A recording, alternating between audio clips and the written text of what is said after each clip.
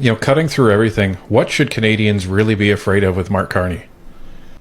Well, trying to find where this party finds itself on the spectrum has it at the far left. It isn't the center where we were, and it wasn't a party that pursued socialism.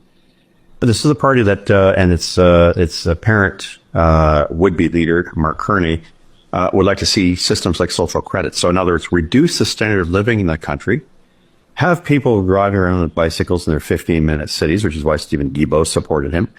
Impose on Canadians hardship, the likes of which they are starting to experience and they don't like, while at the same time the rest of the world is passing us by, watching our economic performance, our GDP per capita drop to the lowest levels among OECD countries inevitably.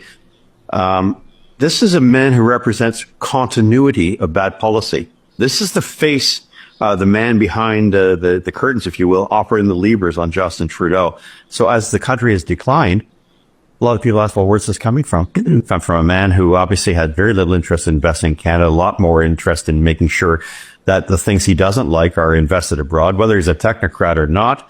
I think it's important because he tries to present himself as being something that he clearly is not. He has no common sense of what people are going through.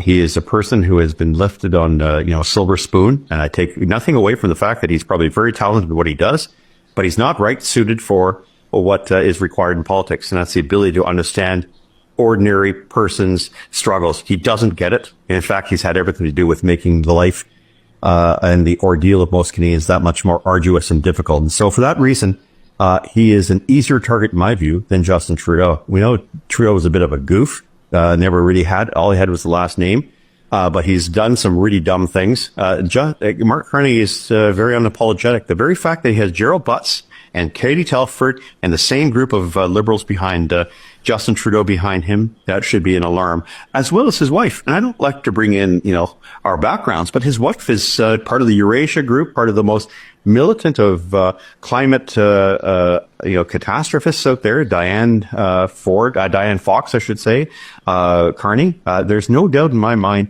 these people are committed to their green agenda, which it does not include human beings in terms of their ability to make ends meet unless they're prepared to accept a significant decline in their standard of living according to what they think. This is another form of authoritarianism on a level that Canadians are unfamiliar with. And if democracy doesn't matter with them, as it appears to be the case in the Liberal Party today, we have a parliament that hasn't functioned since September.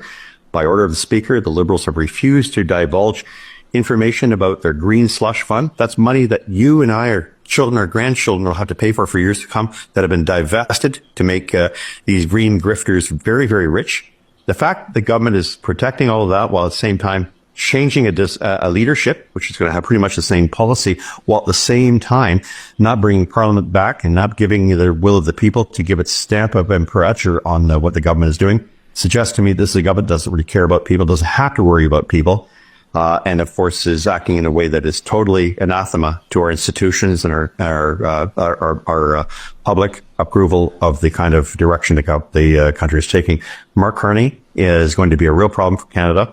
And the sooner we get to having an honest discussion about him rather than his trolls making him look out like he's something that is the greatest thing since sliced bread, is going to be a real challenge, I think, not just for conservatives, but for folks like me who have been long-standing liberals, many of us sitting in the wings. And we are not holding back. We are pouncing on this man because he's extraordinarily dangerous for this country. What